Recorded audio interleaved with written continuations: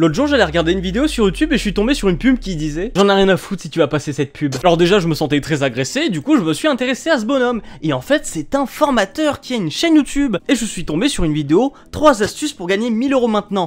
Alors moi vous me connaissez, bah je suis au chômage, l'argent ça m'intéresse un tout petit peu. Alors je me suis dit, on va regarder ça ensemble. Alors pour ça il me faut un casque pour entendre et des lunettes pour pas avoir une migraine ophtalmique.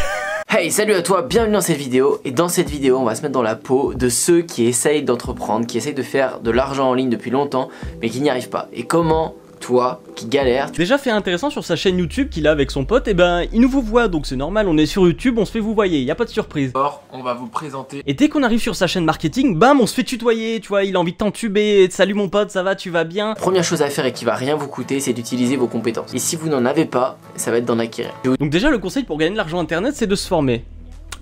Tu veux pas vendre un truc par hasard? Je vais donner un exemple tout bête. Aujourd'hui, créer des sites web, créer des designs, n'importe quoi, il y a des choses basiques que vous pouvez faire simplement. Faire un site sur Shopify, c'est accessible pour tout le monde. Mais tout le monde n'a pas envie de s'y pencher, surtout des entreprises, surtout d'autres particuliers, peu importe. En fait, le hic déjà, c'est que pour vendre un site, il suffit pas juste de savoir utiliser l'interface d'un outil de création de site assisté. Dans créer un site, il y a des notions de graphisme, de rédaction, d'illustration et plein d'autres. Donc vous avez fait un site, bah c'est super. Est-ce qu'il est lisible? Est-ce qu'il est organisé? Est-ce qu'il est intéressant? C'est comme si on vous disait que pour être mécano, il suffisait juste de savoir emboîter des trucs ensemble. Si c'est un métier, c'est qu'il y a des vraies compétences derrière et que c'est pas juste un passe-temps pour glandeurs et on les rémunère pour ça. La plupart des gens vont se dire ouais Antoine ça a l'air facile, mais sur le fait vous allez pas le faire. Parce que vous allez vous dire oui je sais faire un site mais au final je me sens pas légitime à leur facturer quelque chose. J'ai pas fait d'études là-dedans ni rien. Oui mais vous savez faire un site, vous pouvez délivrer la prestation qu'il demande. S'il demande un site de vente basique ou un site vitrine ou autre, vous êtes capable de le faire. À partir du moment où vous avez des images, que ce soit si on parle d'un restaurant, si vous avez des images de restaurant, si vous avez toutes les informations nécessaires pour rédiger le site, ça se fait, tout le monde est capable de le faire. Donc enlevez vos blocages et vous pouvez commencer par là, ça vous fera de l'argent. Le second hic qu'il n'aborde même pas et que vous êtes en train de penser sans forcément vous en rendre compte, c'est que est-ce que ça vous intéresse de faire des sites déjà? Non, parce qu'il y a un paradoxe, c'est que de base si ça vous intéressait de faire des sites, vous auriez pas eu besoin de lui, vous seriez en train de vendre des sites. Et donc dans l'autre cas, c'est que vendre des sites ça vous intéresse pas. Et si ça vous intéresse pas, pourquoi vous le feriez? Pour de l'argent. Ça s'appelle juste faire un métier qu'on n'aime pas et ça à peu près tout le monde le fait. Sauf que là par-dessus vous avez la charge d'être à votre propre compte, donc avec les risques de gérer une entreprise. Quitte à pas aimer ce que vous faites, autant bosser pour un patron. Si ça tourne mal, vous avez le chômage derrière. La seconde méthode, qui celle-là va nécessiter un petit peu de capital, je dirais au minimum 3 à 500 €, ça va être de créer une boutique Shopify et directement de lancer sur 2 influenceurs moyens. Et tu vas la jouer à la sécurité, tu vas faire une boutique avec des produits tu sais qui se vendent depuis toujours, tu les as déjà vus plein de fois en placement influenceur. Si tu te renseignes pas là-dessus, le mieux c'est que tu ailles voir sur Snapchat, tu ailles voir sur Instagram, tous les influenceurs de télé-réalité, tout ce qui se passe avec les influenceurs, tu regardes leur story pendant une semaine, tu vas capter tout de suite les produits qui se vendent tout le temps en influenceur. Parce qu'on le voit au final, si vous regardez des stories de temps en temps sur les réseaux, vous voyez que c'est toujours les mêmes produits qui reviennent et on voit qu'il y a plein de nouveaux produits de dropshipping, il y a des influenceurs qui font 3 placements dans la même journée. Les faux AirPods on les a vus 40 000 fois mais tu sais très bien que tu peux créer une boutique aujourd'hui avec un bon placement, ça va se vendre encore. Ah non mais là il n'y a plus aucune honte, plus aucun honneur. Il vous dit clairement de faire une boutique de dropshipping. Je vous rappelle juste que le dropshipping c'est un concept qui est devenu complètement douteux avec toutes les arnaques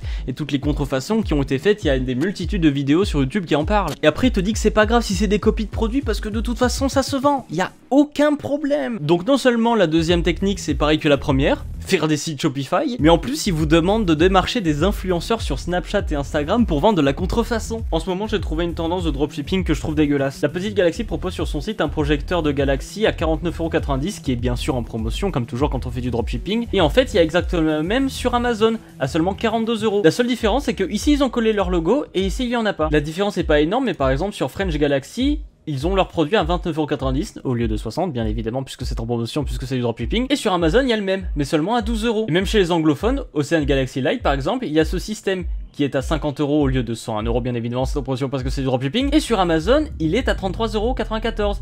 Et à chaque fois, ces produits ont un point commun, c'est qu'ils ont des notes vraiment pas terribles. Alors on dirait pas, mais quand on lit dans les commentaires, il y en a beaucoup qui ne reçoivent pas le produit ou que le produit cesse tout simplement de fonctionner au bout de quelques heures. Et la dernière méthode que je vais vous partager ici aujourd'hui, qui est une méthode un peu plus longue à mettre en place mais pas si longue, je vais vous donner un plan exact. Vous allez le faire en 3 mois. Cette méthode elle va être pour les gens qui veulent bien s'exposer, qui veulent bien se mettre en avant et pour moi c'est la meilleure des 3 méthodes parce que c'est celle-là que vous pourrez prolonger par la suite.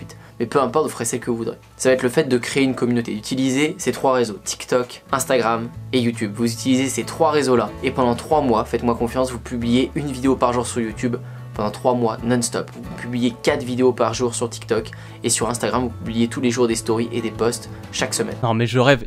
Il vous demande clairement de devenir influenceur. Vous devez publier du contenu tous les jours sur 3 réseaux sociaux. Ok, d'accord, mais Je publie quoi en fait? Tout le monde n'est pas un créatif ayant un besoin d'expression. Plus de ça, faut faire du montage, c'est un travail énorme. Puis on le sait très bien, il faut avoir quelque chose à dégager. Juste jouer la star et vouloir devenir une star, ça ne marche pas. Ça n'a jamais été une clé du succès de vouloir être une star. Et te parle de ça comme si c'était une stratégie marketing viable. Vous tenez ce rythme pendant 3 mois dans la niche que vous voulez. Si vous faites du foot, parlez de foot. Si vous faites du hockey, faites du hockey. Si vous faites de la flûte, parlez de flûte. Bon, PTDR, mais je suis pas sûr que le hockey ou la flûte ça va vous rendre connu. Enfin, à moins que vous regardiez des vidéos de mecs qui font de la flûte ou du hockey. Évidemment que pour percer, ça reste logique et la meilleure méthode de faire des vidéos sur ce qu'on aime. Mais pour devenir un influenceur bateau et vendre des trucs derrière, faut pas s'enfermer dans un thème niche. Sinon vous n'en sortirez pas et vous aurez juste une petite communauté fidèle. C'est bien d'avoir une petite communauté fidèle, mais vu l'éthique qu'il a l'air d'avoir, je pense qu'il va vous encourager à leur mettre la bite à la fin. Faites des tutoriels, faites des analyses, listez toutes les idées de vidéos possibles et inimaginables qu'il y a eu sur le marché américain, qu'il y a eu sur votre marché, sur le marché français, en Espagne, partout. Vous listez toutes les vidéos qu'on buzzait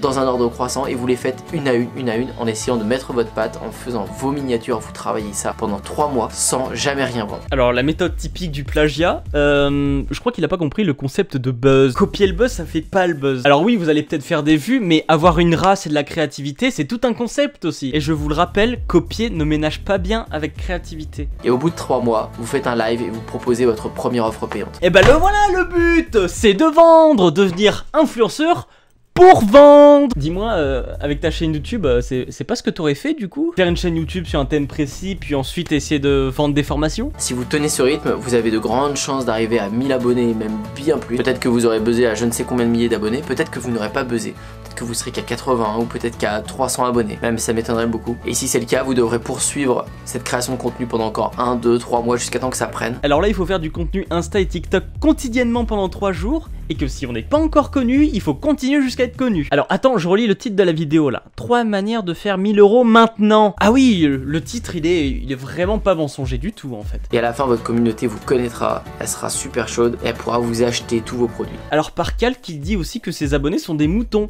et qu'il faut monter votre propre bergerie. Putain mais chercher la gloire par intérêt, mais putain ça dégoûte quoi. Vous remarquerez que les 2 dernières méthodes, on agit sur des trucs qui marchent. La boutique de drop, on copie des produits qui marchent, sur des influenceurs qui marchent et on fait la même chose. La dernière, vous démarrez sur une niche qui vous passionne, vous avez envie de parler, vous avez envie de vous montrer et vous copiez toutes les vidéos qu'on cartonnait.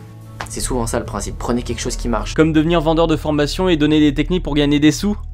C'est que ça marche. Je préfère toujours me lancer dans un marché qui est saturé parce qu'il y a plein de ventes plutôt que de me lancer dans un marché où il n'y a rien. Parce qu'un marché où il n'y a rien, ça donne envie, vous avez plein d'idées sauf qu'il n'y a pas de gâteau encore. Tandis que l'autre, le marché qui est saturé, ça veut dire qu'il y a un gros gâteau que tout le monde a cerné et que tout le monde essaie de se partager. Du coup, il y a plein de petites parts. Mais il y en a toujours qui ont une énorme part du gâteau et c'est eux qui se gavent. Et c'est eux que vous devez détrôner. Donc vaut mieux essayer de détrôner Squeezie plutôt que d'aller sur un réseau social où il n'y a pas encore de roi et quoi qu'il y arrive, il y aura moyen de gagner sa vie avec parce que les réseaux sociaux sont devenus un outil immanquable pour les entreprises. Je suis con ou il est teubé? Du coup, pour répondre à cette question, je suis allé contacter Via Nebula sur Instagram, qui est une consultante marketing et qui mêle marketing et psychologie pour aider les petits entrepreneurs à solidifier leur business model tout en faisant du marketing éthique et bienveillant envers les clients. Bon, les conventions sociales, c'est un peu chiant, donc on n'a pas trop le temps de dire bonjour, on va passer directement aux questions. Là. Du coup, je me demande vraiment, qu'est-ce que tu penses de ces techniques qui sont proposées et est-ce que du coup, tu trouves que c'est fiable pour quiconque veut gagner de l'argent? Je pense que ça peut fonctionner pour à peu près tout le monde, ce qu'il a proposé. Moi j'ai un petit problème avec le fait de parler du freelancing comme si jamais c'était quelque chose de démarrage et pas un métier, parce que être freelance c'est un métier, voilà, donc faire des sites c'est un métier aussi, et on le voit sur les personnes qui ont eu des sites qui n'étaient pas faits par des professionnels, quand on les récupère c'est une catastrophe. Du coup dire faites des sites et vendez-les c'est un peu facile, et après pour tout le reste en fait oui effectivement ça fonctionne.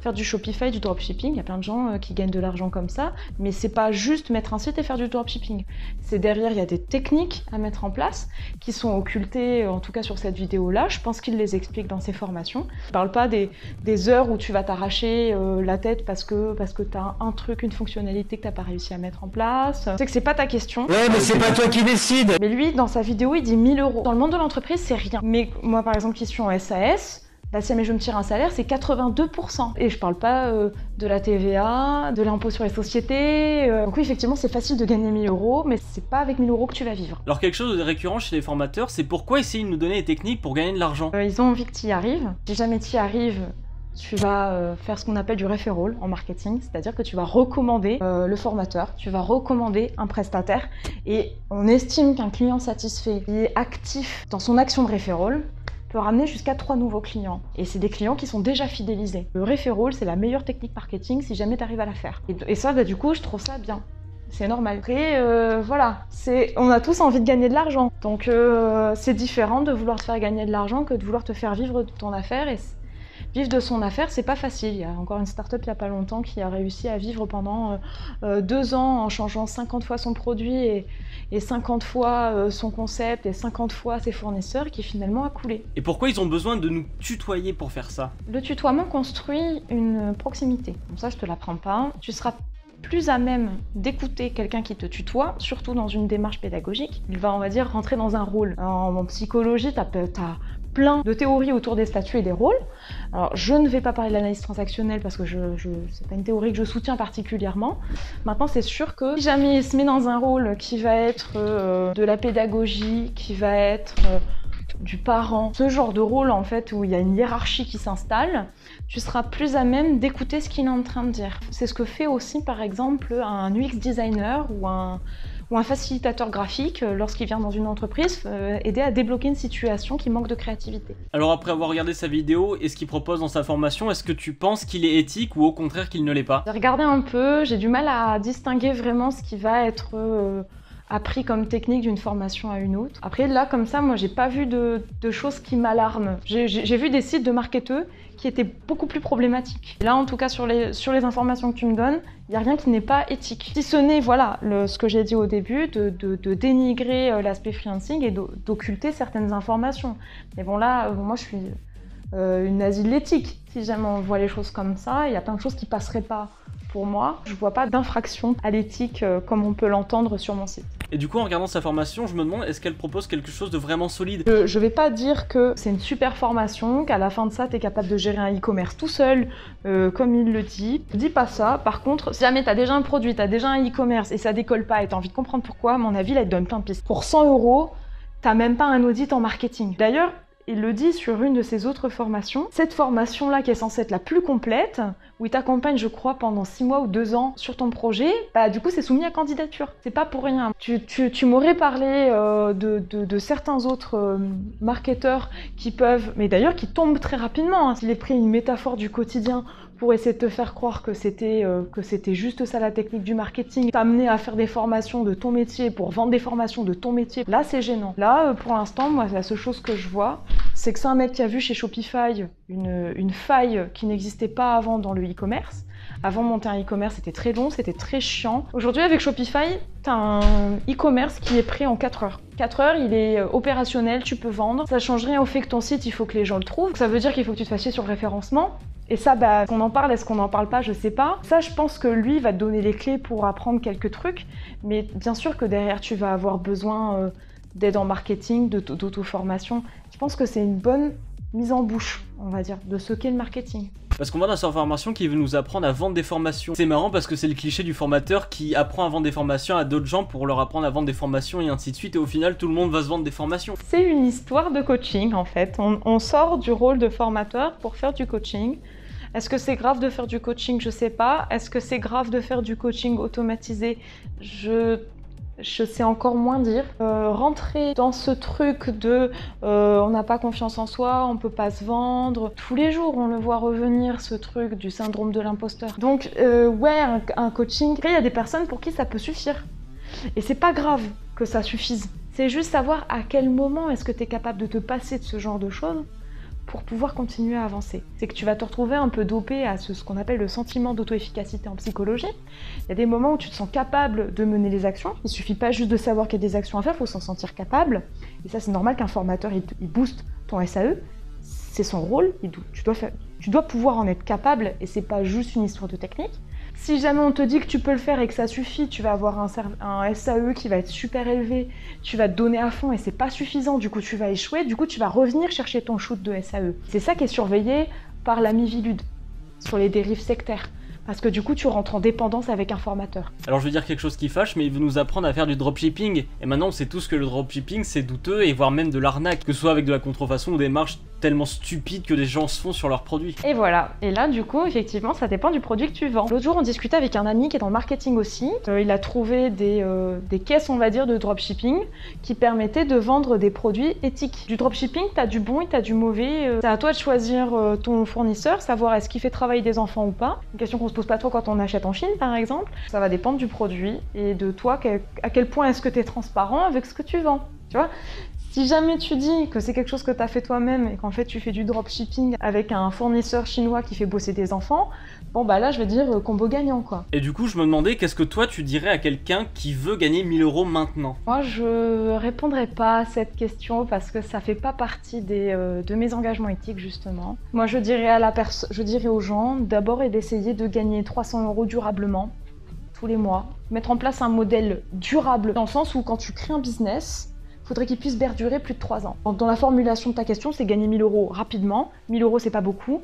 1000 € c'est pas beaucoup pour vivre. Si jamais tu te dépêches et que tu fais pas les choses correctement, tu vas saouler ta cible. Tu vas lui mettre la tête comme ça et toi du coup tu vas t'épuiser parce que tu vas tout donner d'un coup. Il vaut mieux prendre son temps et gagner déjà ces 300 premiers €, essayer de les pérenniser, gagner 300 € tous les mois et ensuite essayer de vivre de son affaire, mais petit à petit. Je pense que voilà, par contre, il faut se poser des objectifs qui sont réalistes, mais où on axe sur la pérennisation. J'en profite du coup pour dire qu'aujourd'hui, en France, on a 76% des auto-entrepreneurs qui vivent en dessous du seuil de pauvreté. Ça, je pense que c'est un vrai problème, parce que du coup, peut-être que toutes ces formations-là, elles devraient plutôt s'axer sur la pérennisation et un petit peu moins sur l'argent qu'on gagne maintenant là tout de suite, parce que les gens sont déjà dans l'urgence pour pouvoir acheter leurs pâtes. Donc voilà, même s'il n'est pas aussi toxique qu'il n'y paraît, je vous recommande de faire attention à tous ces formateurs en ligne qui essaient de vendre du rêve. Alors je vous dis pas que tous les formateurs sont des gros toxiques de merde. Ce que j'ai remarqué, c'est que les bons formateurs vous parlent du contenu de la formation, tandis que les vendeurs de rêve vous parlent des résultats de la formation. Donc si vous voulez des bonnes formations, vous pouvez aller sur Yonis en ce moment avec le confinement, avec le hashtag première, vous pouvez avoir 4 ou 5 formations gratuites, je ne sais plus, qui sont qualifiantes. Ou tout simplement aller sur Udemy pour chercher n'importe quel type de formation que vous voulez sur n'importe quel sujet. Tous ces mecs comme Emmanuel Frédéric qui vous parlent de remodéliser votre cerveau pour devenir plus productif et réussir dans la vie. Pour le coup, il ferait mieux de faire des vidéos sur la flûte. Bonjour, ici Emmanuel Frédéric et je sais que ça fait très longtemps que je n'ai pas posté de vidéo sur cette chaîne, notamment le fait que je vais recommencer à faire des vidéos sur YouTube. Enfin voilà Antoine, si tu passes par là, no hate, full peace, si tu veux on va se manger un kebab. Et après ce petit kebab on pourrait peut-être jouer ensemble à un jeu qui est déjà plus disponible puisqu'il était en démo. Et oui, c'est Ghost Runner, ce jeu incroyable. Je vous recommande de vous abonner à leur Twitter et de les suivre à fond parce que c'est un jeu qui est génial. Et c'est un jeu où vous êtes un ninja, vous courez sur les murs, vous mettez des coups d'épée, vous êtes un Ching Chong cyberpunk. C'est incroyable, j'adore le thème cyberpunk hein. Les couleurs et mon Instagram ainsi que mon Instagram 3D le témoigneront. Et si vous voulez une vidéo sur le cyberpunk et pourquoi je pense que le cyberpunk est l'avenir, et ben vous pouvez marquer dans le commentaire que vous voulez savoir pourquoi le cyberpunk c'est l'avenir et pourquoi ça va refaçonner notre monde entier. Et quand je dis le monde entier, hein, c'est pas juste les petits jeux vidéo, hein, c'est l'architecture et tout ça. À quel point ça va bouleverser notre monde. Et du coup je vais vous demander de vous abonner en masse pour que je devienne un influenceur et pouvoir vendre de la contrefaçon à vos petits frères et sœurs. Haha, je vais me faire de l'argent. Allez, check ça mon frère, cousin, allez à plus. Comment on arrête la caméra déjà ?